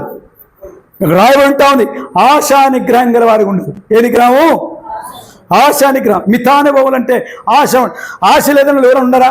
ఆశ నాకు లేదు అని ఎవరు ఉండరా? చిన్నలకి ఆశ ఉంటుంది, పెద్దలకి ఆశ ఉంటుంది, మధ్య వయసుకి ఆశ ఉంటుంది, వృద్ధులు కూడా ఆశ ఉంటుంది, చచ్చిపోయేవాడు కూడా ఆశ ఉంటుంది. ఏమంటా, అరే నేను చచ్చిపోతా కాబట్టి తెచ్చిపెట్టరని చెప్పి ప్రతి ఒక్కరికి ఆశ ఉంటుంది. అయితే ఆశని ఏం కావాలా? నిగ్రహం చేసుకోవాలా. అది క్రైస్తవుని యొక్క లక్షణం, ఆత్మీయుల యొక్క లక్షణం. దాని భక్సింగ్ గారు దాని కొరకే దేవుని చిత్తం జరిగించేవారు తప్పనిసరిగా ఆశా నిగ్రహం గల వారికి ఉండాలి. మితానుభవము అంటే ఆశను నిగ్రహించుకున్నవారు. నీ అనుభవం మితానుభవం అంటే ఆశను నిగ్రహించుకుంటూ రావడం. చాలామంది దేవుని పిల్లలకి ఒక విషయం చెప్తాను, దాని విషయంలో చాలామంది తొందరపడతారు. అందుని బట్టి కొన్ని కుటుంబాలు కలవడంతో ఉంటాయి. వివాహ విషయంకి వచ్చేటప్పటికి పిల్లల విషయంలో ఏం చేస్తారు? ఏదో ఒకటి సరిపోద్దులే, మన కులస్తు దొరికినాడు, మంచోళ్ళే, పర్వాలేదు, ఈ అలవాట్లు లేవంట్లే అని చెప్పి నగలగట్టేస్తారు. అయితే కొంచెం ప్రార్థన చేసి దేవాని చిత్తమా కాదా, నీ సంకల్పమా కాదా అని చెప్పని అడుగుతారా? అంకుల్ అన్నీ బాగా సరిపోయినాయి, మా అమ్మకు నచ్చింది, నాకు నచ్చింది అంకుల్ అని అమ్మాయి కూడా అన్నాను. రేపు పెళ్ళి అయిన తర్వాత ఏం పలకరే చెప్పండి ఆయన, మీరు కూడా మీకు అవసరం. పెళ్ళైన తర్వాత ఏంటి? పోరాటమే పోరాటం. ఎందుకంటే పద్దానికి లొల్లి, పద్దానికి గొడవ, పద్దానికి తల్లిదండ్రులు బయటకు లాగడం, లాస్ట్ వరకు స్టేషన్ వరకు ఎచ్చకబడడం. ఈనాడు అదే జరుగుతూ ఉంది. ఆత్మీయుల సంఘాలు కూడా అలాగే స్టేషన్ అయితే పెడతారు, చేతగా నివారణ చేసుకుంటున్నారు. భయంకర పరిస్థితికి వెళ్ళిపోతా ఉన్నాం. కారణం అయితే తెలుసా? మితానుభవం లేదు, ఆశ నిగ్రహం లేదు. ఒకవేళ కొంచెం ఆగు, నీకేమైనా అవసరమైతే సమాధానం కూర్చొని సరి చేసుకో, దేవుని చిత్తమా తెలుసుకో ముందే, అప్పుడు ప్రొసీడ్ అయితే నువ్వు కూర్చొని ఆలోచన చేస్తావు. నువ్వు అలా కాకపోతే నువ్వు ఏది కూడా ఆలోచన చేయవు. నువ్వు చేసిన తప్పుని ఇంకా 5 తప్పులు ఎవరిలాగా దావిదాగా చేస్తాం. దావిది ఏం చేసినా ఒక తప్పు చేసినాడు, ఆ తప్పు కప్పు పెట్టుకోవడానికి 4 తప్పులు చేసింది. అయితే దావీదుకున్న గుణం ఏంటంటే అతను క్షమాపణ కోరుకునే స్వభావం ఉంది కనుక, పశ్చాత్తాపడు కనుక సమకూర్చబడతా వచ్చాడు. లేదా సౌలు చిన్న తప్పు చేశాడు కానీ సమకూర్చబడలేకపోయాడు, దూరం అయిపోతా వచ్చాడు. మితానుభవం అనేది చాలా ఇంపార్టెంట్. ఆశా నిగ్రహం అనేది చాలా ఇంపార్టెంట్. నిజముగా క్రైస్తవుడు దేవుని చిత్తం నెరవేర్చే బిడ్డ దైవజనుడు భక్సింగ్ గారిలో మితానుభవం ఎంత ఉందంటే అంతున్నది. లోక సంబంధమైన కోరికలకు చచ్చిపోయిన వాడని చెప్పొచ్చు ఆశలకి. ఎవరు? దైవజనుడు భక్సింగ్ గారు. తర్వాత రెండోదిగా చూస్తే మరి మితానుభవము, రెండోది ఏమంటాడు? మాన్యత అంటేనే ఏ జ్ఞాపకం వస్తుంటే మరి గౌరవనీయులు. ఎవరంట? బాగా గుర్తుపెట్టుకోండి, చాలా ఇంపార్టెంట్ ఈ వర్డ్స్ అండి. ఎందుకంటే భక్సింగ్ గారిలో గుణలక్షణం చెప్తున్నాం. మొట్టమొదటిదేమో వారికి మితానుభవం గలవాడు, దైవ చిత్తం జరిగించేవారు, మితానుభవం ఉండదు. రెండవది మాన్యులు అంటే గౌరవనీయులుగా ఉండాలా. గౌరవనీయులు అంటే ఎలాంటి తెలుసా? మన మాటలు గౌరవార్థంగా ఉండాలా, ఇతరులు కూడా మనల్ని గౌరవించే విధానం ఉండాలి. దేవుని పిల్లలు ఏం చేస్తారంటే మరి మేమేమో ఆత్మీయులము, మేమే పుణ్యాత్ములు, మిగతా అంతా పనికి వాళ్ళు అంటారు. నో, నీకంటే నాకంటే యోగ్యునికి ఉన్నవారు ఉండొచ్చు. ఆ యోగ్యతను గుర్తెరిగి వారిని గౌరవించడం ద్వారా ఆ యోగ్యత బయటకు వస్తుంది. అట్లా దైవజనుడు భక్సింగ్ గారు తీసుకొచ్చేవాడు వెల్లిపలికి ఆ గౌరవతను కాపాడుకోవడానికి, ఆ గౌరవనీయ స్వభావాన్ని కాపాడుకోవడానికి కొరకే ఎంత క్రయమైనా చెల్లించేవాడు దైవజనుడు భక్సింగ్ గారు. ఇలా ఆయనతో ఉన్నవారు చూడండి, ఒక పెద్ద మనుషుడు అలా ప్రవర్తిస్తే ఈ మనుషుడు సామాన్యంగా ఇండియాలో ఏదో పని మీద వచ్చాడంటే జర్మనీ అతను. కాబట్టి కొన్ని పుస్తకాలు భక్సింగ్ గారి గురించి రాస్తే ఆ పుస్తకం ఆయన ఎప్పుడో చదువుకున్నాడు, అక్కడ చెప్పినాడు జర్మన్లు. మరి తెలిస్తే ఆ మనిషిని ఒక్కడిని బట్టి చాలా సామాన్యమైన వ్యక్తి ఏదో పని మీద వచ్చాడు, పీవన్గా వచ్చాడు ఇక్కడికి. అప్పుడు దొరలకి మరి అటెండర్గా వచ్చాడు. మరి ఆ వ్యక్తి ద్వారా జర్మన్లో గొప్ప కార్యాలు జరుగుతూ వచ్చాయి. అంటే గౌరవను ఎతికేదానికి ఒక సామాన్యమైన వాడు. ఇంకా చెప్పాలంటే మీకు అర్థం కావడానికి మరి ఒక ఎంత అమాయకులు అంటే అంత అమాయకులు ఉండేవారు దైవజనుడు భక్సింగ్ గారితో ఉండేవారు. ఎలాంటంటే నిజంగా ఇట్లా కరెంట్ లేదు, అప్పుడే కరెంట్ వచ్చింది. కరెంట్ వస్తే ఆ కరెంటు అప్పుడు చార్జ్ చేస్తే ఆయన కొడుకు నా ఇంట్లో మరి బల్బ్ పెడితే మరి నాకు కూడా ఈ బల్బ్ అని చెప్పంటే ఆ వైరు బల్బ్ తీసేసాడు, ఒకటి తీసిస్తే ఇంట్లో పోయి కట్టుకున్నా అంట. కట్టుకొని భక్సింగన్న ఇది ఎలగడం లేదే ఏమంట ఎలగట్లేదు అని చెప్పంటే మరి మీకు పవర్ ఉందా అని అంట. పవర్ ఏంటా పవర్ అంటే విద్యుత్ అంటే లైన్కు విద్యుత్ లైన్ పోతూ ఉంటుంది, దానికి కనెక్షన్ ఇచ్చుకోవాలి, అప్పుడు ఈ లైట్ వెలుగుతుంది, లేకపోతే వెలగదంటే ఎంత అమాయకులు కదా. తను ఈ వైరు బల్బు తీసుకుపోయి ఇంట్లో గుడిసెలో కట్టేసుకొని ఎలగలేదంటే వెలుగుతుందా చెప్పండి. అలాంటి స్థితిలో ఉన్న అమాయకమైన పరిస్థితి, అంత గ్రహింపు లేని వారు కూడా వారిలోని వెలికి తీసాడండి. వాళ్ళ ఉన్న భక్తిని, వాళ్ళ ఉన్న ప్రేమని, వాళ్ళ దైవ స్వభావాన్ని బయట తీసుకొచ్చి వాళ్ళు సహించి వాళ్ళని గొప్పవారిని తయారు చేశాడు. ఒక దినానికి ఆ వ్యక్తి గొప్ప సేవకుడు అయ్యాడు. పిల్లరా అంత గొప్ప కార్యాలు చేస్తూ వచ్చాడు. కాబట్టి పిల్లరా మరి కావాలకి గౌరవం ఎందుకు గుర్తుపెట్టుకోవాలి. మొట్టమొదటి ఏం కావాలని కోరుకుంటాం మనమే అంటామంటే మొట్టమొదటి మితానుభవం కలిగి ఉండాలి. రెండవది మాన్యులుగా ఉండాలి. మాన్యులు అంటే గౌరవనీయులు, ఇతరులు కూడా గౌరవించాలి. మేము ఒక్కరే గౌరవం కాదు, మీకు కూడా గౌరవ ఒకరికి. అందుకే అంటాడు ఏమంటాడంటే ఒకరికొకరు యోగ్యులుగా ఎంచుకోండి. ఈనాటిది లేదు, ఒకరినొకరు తుణీకరించుకోవడమే, ఒకరొకరు దండుకోవడమే, ఒకరినొకరు దిగిపోయి స్టేషన్లో పెట్టుకోవడమే. ఎందుకు కారణం అంటే పరిశుద్ధాత్మకు అవకాశం ఇవ్వడంలే, పరిశుద్ధాత్మ పెట్టేంత వరకు ఉండడంలే, ఓపిక కలిగి ఉండడంలే, లేక ప్రవర్తిస్తూ ఉన్నాం. ఎంతకాలం సాగిపోతాం. అలా సాగిపోతే మనం దేవుని చిత్తం నెరవేర్చి దేవుని పిల్లలమేనా? దేవుని ఎప్పుడు అలా చేయలేదే. ఏదైనా వచ్చినవాడుగా తను పరుచుకునేవాడికి ప్రార్థన చేస్తేనే ప్రార్థనలో సెటిల్ అయిపోయాడు పరిష్కారాలు. కొన్ని కుటుంబాలు ఆ విధంగా సెట్ అవుతా వచ్చాయి. కాబట్టి ఈ మధ్యాహ్న వేళలో దైవుని భక్సింగ్ గారి ద్వారా నేర్చుకున్న మొట్టమొదటి సత్యం ఏంటంటే మొట్టమొదటిదేమో మితానుభవం, రెండవది మాన్యమైన జీవితం, మూడవది చూస్తే దాని గురించి ఏమంటాడమ్మా స్వస్థ బుద్ధి గెలవ. ఏ బుద్ధి? స్వస్థ బుద్ధి అంటే ఏంటి అర్థము? మనస్సును అదుపులో ఉంచుకునేవారు. ఏమంట? మొట్టమొదటిదేమో ఆశ నిగ్రహ, మొట్టమొదటిదేమో మరి మితానుభవం గలవారంటే ఏం చెప్పుకున్నాం? ఆశా నిగ్రహం గలవారు. రెండవది మాన్యులు, గౌరవనీయులు అని చెప్పుకుంటూ వచ్చాం. మూడవదిగా స్వస్థ బుద్ధి గలవారంటే మనసును అదుపులో ఉంచుకోవాలి. దేని అదుపులో ఉంచుకోవాలా? మనం అన్నింటికంటే మనసు వేగమైంది. దేనికంటే? వెలుగు కంటే, లేకపోతే విమానం కంటే, గాలి కంటే కూడా వేగమైనది మనసు. కాబట్టి ఈ మనసును ఏం చేయాలా? అదుపులో పెట్టుకోవాలి. క్రైస్తవులకి అది సాధ్యమవుతుంది, మిగతా వాళ్ళకి సాధ్యం కాదు. కాబట్టి మనసు అనేది ఉందని గుర్తిరుగుతాం. ఆ మనసును ఏం చేయాలా? అదుపులో పెట్టుకోవాలా. అదుపులో పెట్టుకోవడమే ఏమంటా అంటే ఇక్కడ అంటాడు, ఏమంటున్నాడు దాని గురించి చక్కటి మాట, స్వస్థత అంటాడు. స్వస్థ బుద్ధి. నువ్వు నిజంగా స్వస్థ బుద్ధి కలిగి ఉన్నావంటే నీ మనసు నీ స్వాదులో ఉంటుంది, లేకపోతే ఇష్టమని పడుతుంది. ఉదాహరణకి 12 ఏళ్ల నుంచి రక్తస్రావంతో బాధపడుతున్న స్త్రీ అనేక వైద్యులు నమ్ముకుంది, వైద్యుల దగ్గర ఆశ్రయించింది, ఎక్కడా లేదు స్వస్థత. అయితే యేసు ప్రభువారు ఆ దారి వెళ్తూ ఉంటే ఆయన వస్త్రపు చెంగు ముట్టుకుంటే స్వస్థపరచబడతా అని చెప్పని ఆ గ్రహింపులోకి వచ్చి తన మనసును అదుపు చేసుకొని ప్రభు చెంగు పుట్టుకున్నది.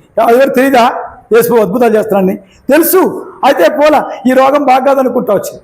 అయితే అనేక మంది బాగుపడుతున్నారని చెప్పి వినిన తర్వాత అవంటా ఉంది ఆయన వస్త్రం చెంగు ముడితే నేను బాగుపడతాను చెప్పి మంచి తీర్మానంతో వచ్చి ప్రజలంతా ఉన్నారు.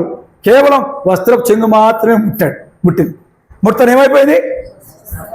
ఆయన సరే బాబు ఏమంటున్నాడు, నాలోంచి ప్రభావం పోయింది, ప్రజలంతా తన మీద పడతా ఉన్నారు. శిష్యులు అంటా ఉన్నారు, ఏంటి ప్రభువా ఇంతమంది నీ మీద పడతా ఉన్నారు, ఇంతమంది చేస్తూ ఉన్నారు, మరి నీ ప్రభావం పోయిందంటావు, ఎవరిలో పోయింది అంటే ఆమె బయటికి రావాలి. ఎవరు?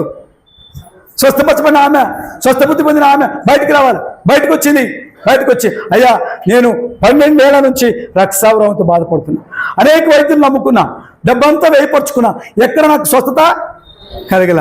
నా మనసులో నేను తీర్మానం చేసుకున్నా, నీ వస్త్రం చెంగు మాత్రం ముట్టే స్వస్థపరచబడతాను. నేను ముట్టానయ్యా నీ వస్త్రాన్ని, నేను అలా నీ విశ్వాసం నేను స్వస్థపరచగాక సమాధానం కలదానవై వెళ్ళిపో. ఎంత గొప్ప కార్యం! ఆ వెలుగు తీసుకోవాలని కోరుతున్నాడు యేసు ప్రభువు. కాబట్టి సోదరా ఈ మధ్యాహ్న వేళలో నీ నా జీవిత యాత్రలో దేవుని చిత్తం నెరవేర్చే వారముగా, దైవజనుని మరి గొప్ప ప్రత్యక్షతకి తీసుకురాబడిన వారముగా మనం సత్యాన్ని పూర్తిగా. మూడవదిగా స్వస్థ బుద్ధి కలిగి జీవించడం. నాలుగవ మాట ఏమంటాడు చూడండి, ఏమంటామా? విశ్వాసం గలవారికి ఉండాలి. విశ్వాసం అంటే ఏంటి? విశ్వాసం అంటే విశ్వాసమే, అంతేనా? చెప్పండి, మీకు డెఫినేషన్ ఉంది బైబిల్లో, అది చెప్తే మిమ్మల్ని పెడతా. విశ్వాసం అంటే ఏంటి? హెబ్రీ పత్రిక 11వ అధ్యాయం మొదటి వచనం మీరు నేర్చుకోవాలి. చిన్నపిల్లలు చెప్పాలి కంఠవాక్య వారం నేర్చుకోండి. హెబ్రీ పత్రిక 11వ అధ్యాయం మొదటి వచనం విశ్వాసం అన్నది నిరీక్షించబడి వాటికి నిజస్వరూపమును అదృశ్యమైన ఉన్న వాటికి రుజువునైనది. దాన్ని బట్టి పెద్దలు సాక్ష్యం. చాలు. విశ్వాసం అనేది నిరీక్షించబడి వాటికి నిజస్వరూపం, అదృశ్యమైనవి ఉన్నవడానికి రుజువు. కాబట్టి అట్లా మనం చూడాలి. ఈనాడు మనం ఆ విశ్వాసాన్ని సాధన చేయాలి. ఆరంభంలో మన పితరులను సాధన చేశారు, గొప్ప గొప్ప కార్యాలు చూశారు. ఇప్పుడు మనం ఎందుకు చూడకూడదు? మనకు బాగా నిండిపోయింది. ఏమైపోయింది చెప్పండి? డబ్బులు బాగా ఉండిపోయినాయి, నెల రెక్కలకి జీతాలు బాగా వస్తున్నాయి, మంచిగా భూమి పండుతూ ఉంది, పంట పండుతూ ఉంది, అన్నీ తింటా ఉన్నాం, అన్నీ వస్తూ ఉన్నాయి, సరిపోతుంది అనుకోవడం కాదు. ప్రభు పైన ఆధారపడిన జీవితం. వీళ్ళరా ప్రధానికి ప్రభుని అడిగి పొందడం. ఒక సంఘంలో ఒక సేవకురాలు అన్నీ ఉన్నాయి, సమృద్ధి గల సంఘం అది. ఆ సంఘంలో కేవలం చీపిరి కట్టల కొరకై, ఏటి కొరకు? చీపిరి కట్ట కొరకై ప్రార్థన చేస్తూ విశ్వాసం ఉందంట. మరి కొన్ని లేదంట, అయ్యా వీళ్ళు కొనుక్కొస్తారు, ప్రసంగతి కాదు, ప్రార్థన చేద్దాం, విశ్వాసంతో ఉందని చెప్పనేసి ప్రార్థన చేస్తూ ఉంటే ఒక సహోదరుడికి భారం వచ్చి ఒక కట్టడు అంటే ఒక మోపు తీసుకొచ్చేసారంట. ఎక్కడ? ఆ చీపిరి కట్టలు. ఆ తర్వాత వారి ప్రార్థన ఫలించిందని వారి విశ్వాసం పెంపారు చేసుకున్నారు. ప్రార్థనకి జవాబు వచ్చేస్తా వచ్చింది. కాబట్టి గొప్ప గొప్ప కార్యాలు చూడాలి. చాలా మటుకు మనం సాగిపోవాలి, ప్రార్థనలో ఎక్సర్సైజ్ చేయాలి, విశ్వాసంలో ఎక్సర్సైజ్ చేయాలి, సాధన చేయాలి. కాబట్టి నాడు విశ్వాస సాధన తప్పిపోయింది. ఏదైనా కొంచెం తక్కువైంది అనుకో ఏం చేస్తాం? ఇంట్లో అక్కలే ఏం చేస్తాం చెప్పాలి, పిల్లలకు తెలియదు, మీరు చెప్పండి. అక్కలు ఇంట్లో ఉప్పు తక్కువైంది అనుకో, నీ ముఖానికి ఉప్పు లేదు ఇంట్లో, అవునా? ఏమైనా నిలబెడతారా? లొల్లి పెడతారంట. చెప్తున్నా, గొడవ పెడతారంట. గొడవ పెడతారు, లొల్లి పెడతారు. ఎందుకు? ఏం లేదని, ఉప్పు లేదు. నీ దగ్గర తీసి ఉప్పు తెచ్చుకుంటే ఏమవుతా ఎవరు? మీరు దాచిపెట్టారు కదా పోపు గింజలు ఏదో డబ్బులో దాచిపెట్టరా? చెప్పండి. ప్రతి ఒక్కరు పొదుపు చేసేవాళ్ళు అక్కోళ్ళు, అదొక్క పెద్దక్క చెప్పక, అవునా కదా? ప్రతి ఒక్కరు పొదుపు చేయడం మంచిదే. అయితే అవసరమైనప్పుడు వాడాలా వద్దా? వాడు కూడా ఎవరు నిందిస్తావు? భర్తను పడుకొని నిందిస్తావా? నిలదీస్తావా? అది న్యాయమేనా? నిన్ను చేసుకునే నుంచి ఏమీ లేవా? ఏం పలకరు? చెప్పండి అక్కలు. అంటే మీ అర్థం ఏంటి? మీ అమ్మా నాన్న నుంచి పెడితే నీకు అర్థం కాకుండా పెరిగినావు. ఇప్పుడు అత్తగారింటికి వచ్చిన తర్వాత నిన్ను చేసుకున్న నుంచి ఏమీ లేవని ధర్మమా? లేనివి ఉన్నట్టు రుజువు చేయాలి, ప్రార్థన చేయాలి. నీ భర్త కూడా ఒకవేళ అన్యుడైతే మారుమనసు పొందుతాడు ఈ విశ్వాస ప్రవర్తన చూసి, నీ ప్రవర్తన చూసి, ఈ యొక్క భక్తి జీవితాన్ని బట్టి. అలాగైతే అన్నిదాలైన భార్య క్రైస్తవుడా నిన్ను బట్టి దేవుడు నీ భార్యని ప్రభుని నడిపించబడాలి. అలా నడిపించబడినట్లుగా ఏం చేయాలా? విశ్వాసం ఏం చేయాలా? ఎక్సర్సైజ్ చేస్తూ రావాలా, సాధన చేస్తూ రావాలా, విశ్వాసంతో కొనసాగాలి. అంటే విశ్వాసం అంటే లేనివి ఉన్నవి లేనినట్టుకు రుజువై ఉంటా ఉంది. కాబట్టి అట్టి విశ్వాసం మనం కలిగి ఉండాలి.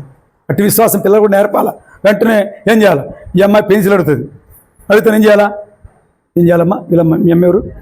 ముందు వచ్చింది మీ అమ్మ రాలేదా?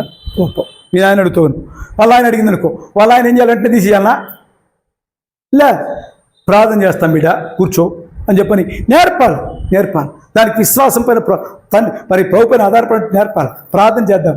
ప్రార్థన చేసిన తర్వాత తప్పనిసరి నువ్వు తీసేస్తావు, తప్పదు. ప్రభు అంతకంటే శ్రేష్టమైనది ఇవ్వచ్చాము. నువ్వు కొనిచ్చేది ఒక ₹10, తర్వాత రూపాయలు ఉండొచ్చు. నువ్వు కొనిచ్చేదానికంటే దేవుడు ₹5 పెన్సిల్ ఇవ్వచ్చాము. చాలా శ్రేష్టమైన మంచి పెన్సిల్ ఇవ్వచ్చాము, పెన్ పెన్సిల్ ఇవ్వచ్చాము కదా. మామూలు పెన్సిల్ అయితే ₹1, ₹2, ₹5. బా ఇప్పుడు మేము కొనుక్కున్నాం ఎక్కువ. మేము ₹10 అంటే సంగతి పావుల సంగతి. వీళ్ళకేమో ₹5 అంట. మరి పెన్సిల్ అంటే ₹10, ₹20 ఉంటుంది. ₹20, ₹50 పెన్ పెన్సిల్ ఇప్పుడు అనుకుంటా. ₹50 పెన్ పెన్సిల్ పెన్ను. కాబట్టి దాంట్లో మళ్ళీ చిన్న నీడిల్స్ వేసుకుని ఆ పెన్ పెన్సిల్ వేసుకొని చేసి అట్లా దేవుడు ఇస్తే ఎంత ఆనందం ఉంటుంది పిల్లలకి. ప్రార్థనలో నేర్పడం, విశ్వాసంలో సాధన చేయడం, కావాలని దాని కొరకే ప్రభుతో కనిపెట్టాం. దాన్ని కూడా ఇది చేయాలంటే ప్రార్థన చేసి చేయడం చాలా ఇంపార్టెంట్. ఎప్పుడైతే చేస్తూ వస్తామో విశ్వాసంలో పెంపారుతూ వస్తాం. విశ్వాసం నీతిమంతుడు విశ్వాసం మూలంగా జీవిస్తూ వస్తాడు. దావీదు భక్సింగ్ గారు విశ్వాసంతో జీవించిన వ్యక్తి. సావాసులు ఉన్న వారందరూ కూడా విశ్వాసంతో ఉండాలని కోరిన వ్యక్తి. ఈనాడు విశ్వాసం లేదు. దానికి డబ్బు సమస్తమైన కీళ్ళకు మొదలుగా, ధనం సమస్తమైన కీళ్ళకు మొదలుగా భయంకర పరిస్థితికి వెళ్ళిపోతాను. కాబట్టి మధ్యాహ్న వేళలో ప్రియమైన సోదరులారా, దేవుని పిల్లలముగా అలాగే పోరాడు కాకూడదని దేవుడు మనతో మాట్లాడుతూ విశ్వాసంలో ఎక్సర్సైజ్ చేస్తూ విశ్వాసం గలవారు సాగాలని కోరుతున్నాడు. తర్వాత 4వదిగా నాలుగోదిగా చూస్తే ఏమంటాడు? ప్రేమ సహవాసం. ఏమంట? ప్రేమతో కూడిన సహవాస. అక్కడ ఏమంటాడు? చదవండి మాట.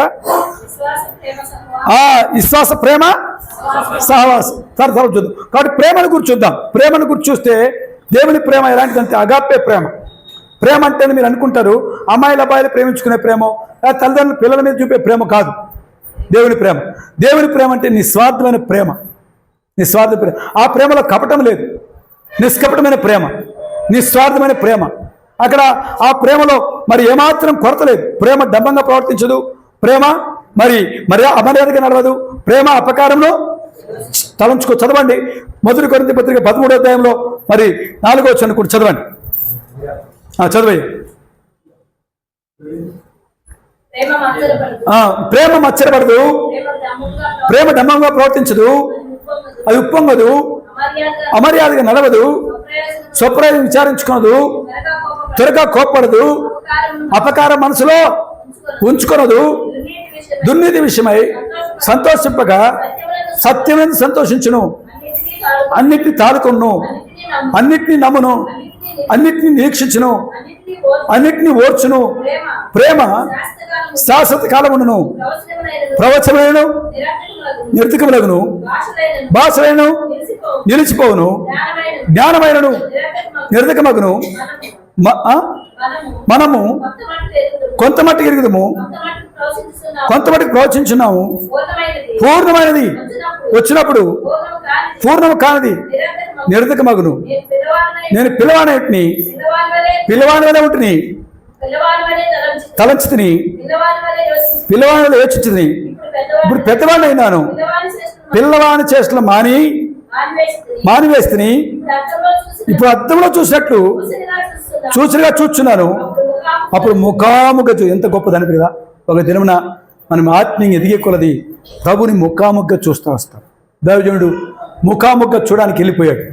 24 సంవత్సరాలు అవుతా ఉంది. 23 సంవత్సరాలు అయిపోయాయి.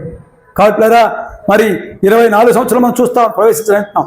కాబట్టి 23 సంవత్సరాలు గడిచిపోతూ ఉంటే ఇంకా మనం ఆయన పోయి చూస్తూ ఉన్నాడు. మనం ముఖాముఖ ప్రభుని చూస్తాం, మరి ఆయన ఎదుర్కోబోతాం మేఘబండ్ల మీద. దాని కొరకే మనమెంత ప్రిపేర్గా ఉండాలి, సిద్ధంగా ఉండాలి. కాబట్టి దాని కొరకు ఈ మాట జ్ఞాపకం పెట్టుకుందాం. మొట్టమొదటిది ఏముండాలండి? మితానుభవం. రెండవది మాన్యత, అంటే గౌరవనీయులుగా ఉండాలా, గౌరవం కలిగిన వారికి ఉండాలి. తర్వాత స్వస్థ బుద్ధి గలవారం, అంటే మనసును అదుపులో ఉంచుకునే వారికి ఉండాలా, మనసు ఇష్టాసన పరిగెత్తుకుని ఇడిచిపెట్టే వారికి ఉండకూడదు. ఆ తర్వాత 4వది విశ్వాసం కలిగి జీవించడం. 5వదిగా చూస్తే ఏమంటారు తెలుసా? ప్రేమ. ఈ ప్రేమను గురించి మాట్లాడితే ఏమంటారంటే ప్రేమ నిస్వార్థమైంది. అందుకే దైవజనుడు తిమోతి గారు ఒక పాడు పాడుతూ ఉండేవాడు. జ్ఞాపకం ఉంది మీకు? ఒకసారి అగాపే అగాపే అగాపే క్రీస్తు ప్రేమ, అగాపే అగాపే అగాపే క్రీస్తు ప్రేమ, పేతురు సంధి చిన్న ప్రేమ, పాపము క్షమి చిన్న ప్రేమ, పేతురు సంధి చిన్న ప్రేమ, పాపము క్షమించే ప్రేమ, పాపిని నీతిగా తీర్చే ప్రేమ, అగాపే ప్రేమ, పాపిని నీతిగా తీర్చే ప్రేమ, అగాపే ప్రేమ, అగాపే అగాపే క్రీస్తు ప్రేమ, అగాపే అగాపే అగాపే క్రీస్తు ప్రేమ. పాపిని సంధిస్తుంది, పాపి నీతిగా తీరుస్తుంది. నిజంగా చెప్పాలంటే పాపను క్షమించి నీతిగా తీర్చడమే కాకుండా ఆయన మహిమేది నిలబెడుతుంది. కాబట్టి అలాంటి ప్రేమ క్రీస్తు ప్రేమ, అదే అగాపే ప్రేమ. ఆ ప్రేమతో మనం నింపబడాలి. 5 అర్థమైందా? 6వది ఏమంటాడు? సహవాసం. ఏమన్నా చదువు బాగా ఏముంది? ప్రేమ యందు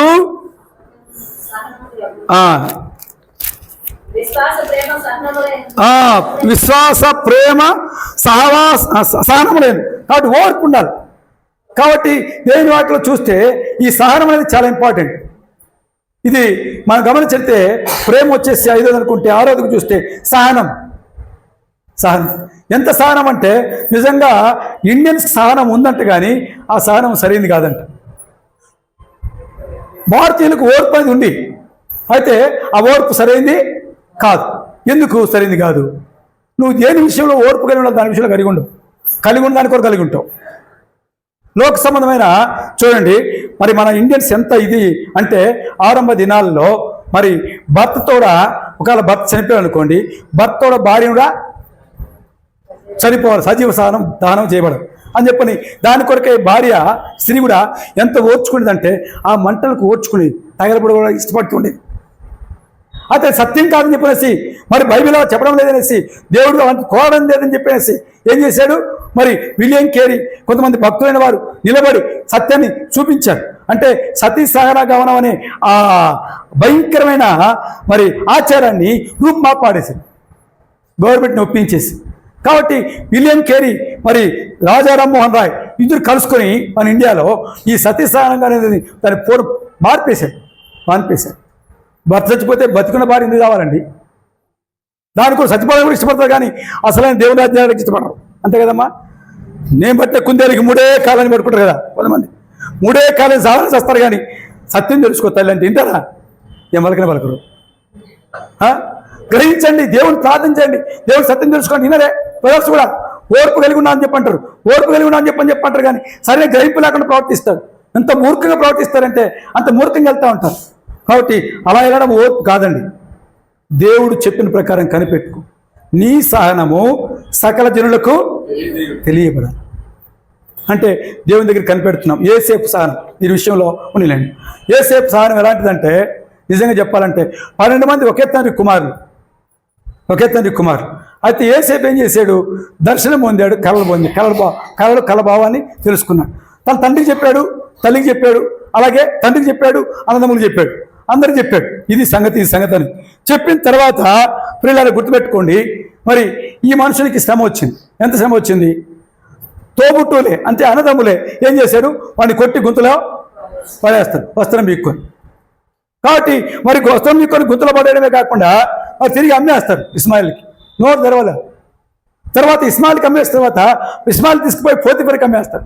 పోతిఫర్ తన ఇంట్లో పెట్టుకుంటే దేవుడు ఆ పిల్లవాడు వచ్చిన తర్వాత నా ఇంటిని ఆశ్రదించని చెప్పేసి ఇల్లంతా తన మీద వదిలేస్తే పోతిఫర్ భార్యకు దుర్బుద్ధి వస్తుంది. ఆ దుర్బుద్ధి వస్తే ఆ దుర్బుద్ధికి ఆ అబ్బాయి ఎవరికి ఏకీవించవచ్చు, కప్పేసుకొని పోవచ్చు. నో, నేను దేవునికి విరోధంగా పాపం చేసేంత పాపాన్ని కట్టుకోను అని చెప్పని నిలబడినవాడు యోసేపు. అదే ఓర్పు. ఒకవేళ నేను చిక్కుబడిన పర్వాలే, నన్ను స్టేషన్లో పడేసినా పర్వాలేదు, చెరసాల్లో వేసినా పర్వాలే అని చెప్పి నిలబడి మరి దేవుని కొరకు జీవించి కాబట్టి చెరసాల్లో కూడా గొప్పవాడైపోయాడు. ఆ తర్వాత 2 ఏళ్ల తర్వాత కలభావం మరి మరి పానదాయకులు భక్షగానికి చెప్తే వాళ్ళు ఒకడేమో చచ్చిపోతాడు, ఒకడేమో ఉంటాడు. కానీ ఆ ఉన్నవాడు మర్చిపోతాడు 2 ఏళ్ళు తర్వాత. రాజుకే కళ వస్తుంది, ఐగుప్తు రాజు. ఆ రాజు కళ వస్తే ఆ కలభావం చెప్తే అప్పటి వరకు ఎంత ఓర్చుకుంటుంది? ఎవరిది? యోసేపు. చెప్పండి, ముందే మనకు అంత ఓర్పు, ఇంట్లో ఇంత ఓర్పు ఉండదు. కొట్లాడేటప్పుడు భర్త ఏదైనా కోపంగా ఒక మాట అంటే భార్యలు ఏం చేయాలక్క? ఏమేం చేస్తా ఉన్నా, మీరు అంతా నా మీదకి వస్తారు. ఏం చేయాలా? పాపం బయట అంతా అలసిపోయి వచ్చింటాడు, తిరిగి వచ్చింటాడు, లేకపోతే పని మీద ఒత్తిడితో వచ్చింటాడు, టెన్షన్లో వచ్చింటాడు. వస్తేనే నువ్వు ఇది కావాలి అడిగింటే ఏం చేస్తారమ్మా? కోపడితే ఏం చేయాలా? ఏమన్నా కానీ ఎప్పుడు నా మీద కోపడతావా, నేనే దొరికినానని చెప్పనేసి ఏం చేస్తారు? మా ఇంటికి వెళ్ళిపోతాం, మా పుట్టింటికి, లేకపోతే చచ్చిపోతాం. ఇదేనా న్యాయమేనా? దేవుని పిల్లవాటి బెదిరించిన న్యాయమేనా? చెప్పండి. బ్రదర్స్ కూడా కొన్నిసార్లు ఎంతకాలం అని ఇసిగిపోతున్నాను బ్రదర్, ఈమెను చేసుకునే ఆలోచన నా జీవితం అంతా నరకమైపోయింది బ్రదర్. ఎవరు? నేను బలకరే చెప్పండి అన్న. ఎప్పుడు వాళ్ళకి చెప్తే మీరు నమ్మరా? మీరు చెప్పరా? అలా అనుకుంటూ సాగిపోవడం కాదు, నువ్వు మొగోడు అని చెప్పని అజమాయి చేయడం కాదు. ఓపికతో దేవుని కొరకు కనిపెట్టుకుంటే ఏసేపు అన్నల మధ్యలో సహించాడు, తర్వాత ఇస్మాయిల్ మధ్యలో ఓర్చుకున్నాడు, తర్వాత పోతిఫర్కి అమ్మేసినప్పుడు పోతిఫర్ ఇంట్లో ఓర్చుకున్నాడు, పాపం చేయకుండా పరిగెత్తిపోయాడు, చెరసాల వేయబడిన భయపడలేదు, ప్రభుకు నిలబడ్డాడు. దేవుని కొరకే, దేవుని ఉద్దేశం కొరకే సహనంతో కనిపెట్టు, దేవుని ప్లాన్ కొరకే నువ్వు కూడా కనిపెట్టాలి. దేవుని చిత్తమేదని కనిపెట్టుకుంటే, ఓర్పుతో ఉంటే నీ గొప్ప బహుమానం. ఓర్పు తన క్రియను నెరవేరుస్తుంది. ఓర్పు ఘనకార్యం, ద్రోహం చేయకుండా ఘనకార్యం చేయడం చేస్తుంది. ఏం చేస్తుంది? ఘనకార్యం. ఎంత గొప్ప కార్యం అంటే, ఇలా మరి ఆ ఐగుప్తు దేశానికే మరి ప్రైమ్ మినిస్టర్ అయిపోయాడు యోసేపు. అంత మాత్రం కాదు, ప్రపంచమంతటికి భోజనం పెట్టడానికి మార్గదర్శకుడు అయ్యాడు. నీవు నేను కూడా అలా ఉపయోగపడాలని దేవుడు కోరుతున్నాడు. కాబట్టి ఆ ఓర్పు కలిగి ఉందామా ప్రభు వలన, సహనం కలిగి ఉందామా, లేకపోతే మరి మొండికి మూర్ఖంగా నేను ఓర్పు కలిగి అని చెప్పనేసి లోకసం ఎవరన్నా బానిసగా బంధిస్తే వాటిలో భరిస్తావు, కానీ దైవికమైన విషయాలు లోబడవా? దేవుడిని ప్రేమించి రక్షించాడే, నీకు స్వేచ్ఛనిచ్చాడు, స్వాతంత్రం ఇచ్చాడు, నీ విషయంలో కనిపెడతా ఉన్నాడు. నా కుమారుడా, నా కుమార్తె, ఈ విషయంలో నువ్వు ఎలా ఉన్నావు అని కనిపెడతా ఉన్నాడు. కనిపెట్టినప్పుడు ఓర్పు సహనంతో ఉంటున్నావా, లేకపోతే దేవుని కార్యాలను శంకించి నష్టపోతున్నావా? ఈ 7 సంగతులు మర్చిపోదు. 8వ చూద్దామా? చదువు, ఆడే ఉంది. 8వ చదవండి. ఆ రాయబడి ఉంటా ఉంది, సహనమును లోపం లేని వారినై. ఈ 7 విషయాల్లో లోపం లేని వారుగా ఉంటూ సాగిపోవాలి. దావీదు భక్సింగ్ గారు ఈ 7 విషయాల్లో ఏ లోపం లేనివాడిగా ఉంటూ వచ్చాడు. మొట్టమొదటి నేను చెప్పాలి, అక్కడ చెప్తే మీద అడగా లేటు, మీదే లేటు, వాళ్ళు ఇంకో మెసేజ్ ఉంది, తవే చెప్పాలి. మీరునండి, వీళ్ళు చెప్పని చెప్పండి. ఫస్ట్ మీదే. ఏమ్మా అంటే అర్థం ఏంటి? ఆశ. పర్వాలే, పిల్లలు బాగా గుర్తుపెట్టుకున్నాం. ఏ నిగ్రహం? ఆశ నిగ్రహం. చెప్పు, ఆశ. ఇది కలిగి ఉండాలి మితానుభవం. పెద్దలు కూడా, వృద్ధులు కూడా ఇది కలిగి ఉండాలి. ఆత్మీయులకి లక్షణం ఇది. రెండోది ఆత్మీయ లక్షణం. మాన్యులు అంటే ఏంటి? బాగా గుర్తుపెట్టుకో. మాన్యులు అంటే మాన్యులు అనకూడదు. ఈసారి ఇప్పుడు నేను కనపడితే నేను అడుగుతా, వదిలిపెట్టను. మాన్యులు అంటే ఎవరు? గౌరవనీయులు. మనము గౌరవనీయులుగా ఉండాలా, ఇతరులను గౌరవించేవారిగా ఉండాలి, ఒకరికొకరు యోగ్యులుగా ఎంచుకొని జీవించేవారిగా ఉండాలి. అప్పుడే మనము ఆత్మీయులు. 3 స్వస్థ బుద్ధి. ఏ బుద్ధి? స్వస్థ బుద్ధి గలవారు. మాన్యులు, ఒకరొకరు ఇది అడగ. స్వస్థ బుద్ధి అంటే ఏం చేయాలి? అర్థం ఏంటి? మనసును అదుపులో పెట్టుకోవాలి. ఏం పెట్టుకోవాలా? మనసు అంటే అన్నిటికంటే వేగమైంది. ఇక్కడే కూర్చోటం హైదరాబాద్ కూర్చోటం, ఇక్కడే కూర్చోటం కలకత్తాకు పోయింటుంది, ఇక్కడే కూర్చోటం బాంబేకి పోయింటుంది, ఇక్కడే కొంచెం వైజాగ్ పోయింటుంది, ఇక్కడే కూర్చోటం వెళ్ళిపోతాం పక్కన మెదక్ పోయింటుంది, ఇక్కడే కూర్చోటం మా ఇంటికాడ పోయింటుంది. మా ఇంటికాడ తలుపేసిన జ్ఞాపకం డౌట్ వస్తుంది. మళ్ళీ ఈ మనసుని పరిగెత్తిపోతుంది. ఎంత వేగం అంత వేగం, స్పీడ్. ఆ మనసును ఏం చేయాలా? అదుపు చేసుకోవాలి, ప్రభు సన్నిధిలో పెట్టేసుకోవాలి, ప్రభు సన్నిధిలో కనిపెట్టుకోవాలి. ప్రభు మరి నీ చిత్తమేంటి? ఇదిగో నా మనసులో పుడతా ఉన్నాయి, నీ చిత్తమే నాకు తెలియచే. ఇదిగో ఈ ఆలోచన నా జీవితంలో వస్తూ ఉంది, మరి ఏంటి నీ చిత్తం అని ఆయన దగ్గర పెట్టి ఆయన చిత్తానుసరి నడుచుకోవడం, మనసులో అదుపులు పెట్టుకోవడం. అర్థమైందా? 4 చెప్పండి అయ్యా. ఏమయ్యా? విశ్వాసం. ఏంటి విశ్వాసం అంటే? విశ్వాసం అంటే విశ్వాసమేనా? నిజస్వ లేని ఉన్నట్టుకు నువ్వు ఉన్నవి లేనట్టు రుజువు అయి ఉంటావు. కాబట్టి అట్లాంటి విశ్వాసం కలిగి ఉండాలి, దాంట్లో ఎక్సర్సైజ్ చేయాలి. కాబట్టి అట్లాంటి విశ్వాసం సాగిపోవాలి. 5వది అక్కోలు. ఏం కలిగిన లెక్క? ఏ ప్రేమ? అమ్మాయిల అబ్బాయిలు ప్రేమించుకునే ప్రేమ, లోకంలో ప్రేమ, లేకపోతే తల్లిదండ్రులు పిల్లలు ప్రేమించే ప్రేమ, నిస్వార్థమైన ప్రేమ. Very good. ఏ ప్రేమ తల్లి? అంటే కపటం లేదు, నిస్వార్థమైంది, దాంట్లో ఏ స్వార్థం లేదు. అలాంటి ప్రేమ, అగాపే ప్రేమతో మనం నింపబడాలి. ఆ ప్రేమ కలిగిన వారిని జీవించాలి. ఇతరులు ఎవరైనా ఆ ప్రేమ కొరకై మరి ఆ ప్రేమ ఇతరులు మనం ఎవరైనా ఆశిస్తే, మరి ఎవరైనా కష్టాలు ఉంటారు, పేదలు ఉంటారు, దుఃఖంలో ఉంటారు, వేదనలో ఉంటారు, రోగస్తులుగా ఉంటారు, వాళ్ళు మనం ప్రేమించి వాళ్ళు పరామర్శించవచ్చు. ఏ ఆపేక్ష లేకుండా నిస్వార్థంగా వాళ్ళు ప్రేమించాలి. అప్పుడే ప్రభు ఆ విశ్వాస ఆ ప్రేమకి అర్థం ఉంటుంది. యేసు వాళ్ళు ప్రేమించడం మనం ఇంకా భక్తులమైనగా, పాపులమైనగా, శాపగ్రస్తులమైనగా, నిజంగా మరణానికి పాత్రలమైనగా, శత్రువులైనగా, భక్తులమైనగా దేవుడు మనం ప్రేమించాడు. ఏ యోగ్యత లేని మనం దేవుడు ప్రేమించాడు. ఆ ప్రేమను పొందుకుని మనం ఏం చేయాలి? ఇతరుల ప్రేమతో ప్రేమించి సమకూర్చుకోవాలి. తర్వాత ఇప్పుడు చెప్పండి ఆయన, సహనం. 6వదిగా ఏం కలిగి ఉండాలన్నా? సహనం. ప్రతి విషయంలో సహనం కలిగి ఉండాలి. ఓర్పు చాలా ఇంపార్టెంట్. సహనం అనేది ఈ గొప్ప క్రియ ఏం చేస్తుంటే, ఓర్పు అనే గొప్ప క్రియ గొప్ప ద్రోహకార్యం జరగకుండా కాపాడుకుంటాం. గొప్ప ద్రోహకార్యం తెలుసా? ఇప్పుడు మనం అంతా ఉన్నాం, ఇక్కడ మంచి కూర్చున్నాం, మనలో ఎవరు నరకానికి పోకూడదని దేవుడి ప్లాన్. అయితే సైతాన్ని చేస్తుంది, నీలో నాలో ప్రతి ఒక్కరిని మరి దేవునికి విధేయులుగా చేసి మరి అవిధేయులు చేసేసి సైతాను మనదిగాని స్థలానికి లాక్కెళ్ళిపోతున్నాడు. మనదిగాని స్థలం ఏంటి? మనందరికీ నియమం పడింది పరలోకం. అయితే మన కాందేది నరకం. దాన్ని తీసుకెళ్తాడు. ఎక్కడ తీసుకెళ్తాడు? చిన్న దాంట్లోనే ఇంత ప్రయాసపడి, ఇంత భక్తి చేసి, ఇంత సవాసంలో ఉండి, ఇంత చెంది తర్వాత చిన్న దాంట్లో మరి అవిధేయత కలిగి మనం వెళ్ళిపోతే ఎంత భయంకరంగా ఉంటుంది? దేవునికి దూరం వస్తే ఎంత భయంకరం ఉంటుంది? కాబట్టి అది సైతాన్ చేసే పని ఏంటంటే ఈ గర్వం తీసుకొచ్చేది సైతానే, అవిధేయ తీసుకొచ్చి సైతానే. అదేం చేస్తుంది? తనకు నరకం నిర్మించాలని తాను స్థలం అందించుకోవడానికి ప్రయత్నం చేస్తుంది. అయితే మనం దేవుడు ఎక్కడ నిత్యం కోరుతున్నా అంటే తనతో ఉండాలి. ఆకలి లేని రాజ్యం, దప్పిక లేని రాజ్యం, శాంతిమయ రాజ్యం, ఎంతో గొప్ప వైభవంతో కూడిన ఆ పరలోక రాజ్యానికి తీసుకెళ్ళి దేవుడు కోరుతూ ఉంటే ఆ స్థానానికి పోకుండా, మనకు నియమింపడ స్థానానికి పోకుండా అపవాది అవిధేయత చేతనో లేకపోతే గర్వం చేతనో ఏదో చిన్న వాది చేసేసి మనం లాక్కెళ్ళిపోతాం. కాబట్టి మనం సహనం కలిగి ఓర్పు కలిగి ఉంటే కాపాడుకుంటాం భక్తులు. ఆ తర్వాత చివరికి చెప్పేద్దాం, అందరూ చెప్దామా? ఏదంట? ఏమా? అందరూ చెప్పాలి. చెప్తే ఇక్కడ రాయబడిన మాట ప్రకారం చదువుకున్నది కానీ ఇది క్వశ్చన్ కూడా. తీతుకు రాసిన పత్రిక 2వ అధ్యాయం 2వ వచనం అందరం చదువుకుందాం. ఆవిడ అర్థమైపోతుంది. 2వ వచనం. ఏలనగా వృద్ధుల మితానుభంగల వారును, మాన్యులను, స్వస్థబుద్ధి గల వారును, విశ్వాస, ప్రేమ, సహనమందు లోపం లేని వారినై ఉండవాలనియు, అలాగనే వృద్ధ స్త్రీలు కొండగత్తెలను మద్యపానాసక్తులు ఉండక ప్రవర్తన ఎందు భయభక్తులు గల వారు ఉండవాలని, దేవుని వాక్యం దూషింపనట్లు యవన స్త్రీలు తమ భర్తలకు లోబడి ఉండవాలని, తన భర్తల శిశువులను ప్రేమించేవారును, స్వస్థబుద్ధి గల వారును, పవిత్రులుగా ఉండవాలని, పని చేసుకొనొచ్చు మంచి వారినై ఉండవాలని కోరుచు. భయభక్తులు కలిగి లోపం లేని వారంటే భయభక్తులు, పవిత్రులు, ఇంట వండి చక్కగా మంచివారుగా మనం సిద్ధపడాలి. ఈ విధంగా భక్సింగ్ గారు వాళ్ళ అన్న చనిపోయినప్పుడు చెప్తూ వచ్చాడు. తమ్ముడు జవహర్లాల్ చోప్రా తమ్ముడు గారు చెప్తూ వచ్చారు. ఏం చెప్తూ వచ్చారంటే, ఆయన చెప్పిన మాట ఏంటంటే, చోప్రా గారు, మరి మేమైతే మరి అన్నదమ్ములము మరి 5గురము అయితే ఇప్పుడు మా సహోదరునికి మీరంతా అన్నదమ్ములే అన్నాడు ఆ రోజు ఛాలెంజ్ చేస్తూ. మీరంతా అన్నదమ్ములు, అక్క చెల్లెళ్ళు, తల్లిదండ్రులు లాంటి వారు మీరే. అందుకన్నా దేవుని వాక్యం నా నిమిత్తమై తల్లిదండ్రులైనను, అన్నదమ్ములను, అక్క చెల్లెలను విడిచిపెట్టితే ఇహమందు 100 రెట్లు, పరమందు 100 రెట్లు. ఎంత గొప్ప ధనత కదా! ఈ భాగ్యాన్ని మనందరూ సదరించుకోవచ్చు. దైవజనుడికి ఆ విధంగా అనేక మంది ఇదే.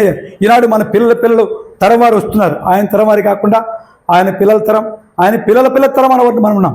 కాబట్టి ఇప్పుడు మనం కూడా ఏం కావాలా? సిద్ధపడి ఆయత్తపడాలి. ప్రభుకు అప్పగించుకున్నాం. ప్రభా, మీరు కోరుకున్న ప్రకారంగా 7 నేను సిద్ధపడి ఇష్టపడుతున్నాం. నీతి మంత్రి మరి భక్సింగ్ గారు ఏ విధంగా అయితే తన యాత్రను కొనసాగించుకొని ఈ లోకంలో ఆయన చిహ్నాలు అంటే గుర్తులకు కొన్ని ఉంచిపోయాడు. ఆ గుర్తులు మనం కూడా కలిగి ప్రభుని సేవించినట్లుగా మిగతాయి మన వంతు మనం. అపోస్తలుడు పౌలు అంటాడు, యేసు ప్రభు వారు మిగిల్చినవి నా యందు, నా శరీరం అందు నా వంతు నేను భరిస్తున్నా అంటాడు. ఎవరు? అపోస్తలుడు పౌలు. ఆయన తర్వాతకు వచ్చిన భక్తులు ఏమంటూ వచ్చారంటే, అపోస్తలుడు పౌలు మిగిల్చినవి మా యందు, మా శరీరం అందు మిగిస్తాను. ఇప్పుడు మనం ఏం చేయాలి? దైవజన్ భక్సింగ్ గారు ఆయన జతపడిన వారంతా తీసుకుని పోబడుతున్నారు. ఏదో ఉంటే ఏళ్ళ మీద లెక్క పెట్టుకోవచ్చు. అలాని కొద్దిమందే ఉంటారు. అయితే వారు చేసిన కార్యాలు, దైవజన్ చెప్పే కార్యాలు మనం చూస్తూ వస్తున్నాం. కాబట్టి నీతి మంత్రి జ్ఞాపకం చేసుకుంటూ ఆశీర్వాదకరంటే ఈ ఆత్మీయ సంగతులను గుర్తుపెట్టుకొని, ఈ ప్రమాణికాలను గుర్తుపెట్టుకొని మన ఆత్మీయ జీవితంలో మనం నడిచి మన పిల్లలను మనం తయారు చేయాలి. వచ్చు తరానికి మనం నేర్పాలి. వారిని ఊరికి వదిలిపెట్టుకోకూడదు. కాబట్టి వాటికి నేర్పడానికి కొరకు దేవుడు మనం తరుణం ఇస్తూ వచ్చాడు. అందుకే ఈ దినాన్ని మనము గుర్తుపెట్టుకున్నాం. కాబట్టి ఒక వాక్యానుసారంగా వాక్యం కొరకై స్థానిక దైవ సేవకుడు ప్రార్థన చేస్తాడు. తర్వాత ఒక ఇద్దరు సహోదరులు, ఒక సహోదరుడు, ఒక సహోదరి ఇలాగ ప్రభుకు ప్రార్థన చేసి కృతజ్ఞత తెలుపుదాం. వాక్యానుసారంగా జీవించడానికి ప్రతిష్ఠించుకుందాం. రండి చేయాలన్నా నన్ను ప్రార్థన చేయి. వాక్యం తర్వాత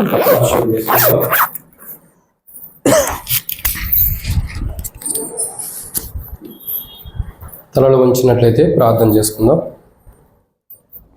పరిశుద్ధుడైన తండ్రి, ప్రేమ కలిగిన దేవ, ప్రభువైన యేసుక్రీస్తు ప్రభువు యొక్క పరిశుద్ధమైన నామమును బట్టి మీకు వందనములు. మీరు ఇచ్చిన ఈ కృపకై మీకు వందనాలు తండ్రి. దైవజనుడి భక్సింగ్ గారిని జ్ఞాపకం చేసుకుని ఆ దైవజన్ యొక్క ఉద్దేశాలు ఎట్లా నడుస్తూ వచ్చాడో, దేవునిలో ఎలా ఉంటూ వచ్చాడో, ఆయన జీవితాన్ని వాక్య వెలుగులో మీ దాసుని ద్వారా మాకు కనపరిచినందుకే స్తోత్రములు. మా తండ్రి, అతి విధానంలో దైవజన్ భక్సింగ్ గారు లాంటి జీవితము మేము ఎప్పటికీ జీవించలేం ప్రభా. మీరు అనుమతిస్తే జీవించగలుగుతాం. కాబట్టి తండ్రి, అటు జీవితాన్ని మేము జీవించేవారిగా, మీకు మహిమార్థమై ఉండేవాడిగా, ఏడంతల అనుభవం కలిగిన క్రైస్తవులుగా మేము జీవించినట్లు ఆయనే కాదు, ఆయన సహవాసంలో ఉంటూ ఆయనకి ఇచ్చిన ప్రత్యక్షతలో ఉన్న మేము అటు అనుభవం కలిగి వెళ్ళినట్లు సహాయం చేయండి.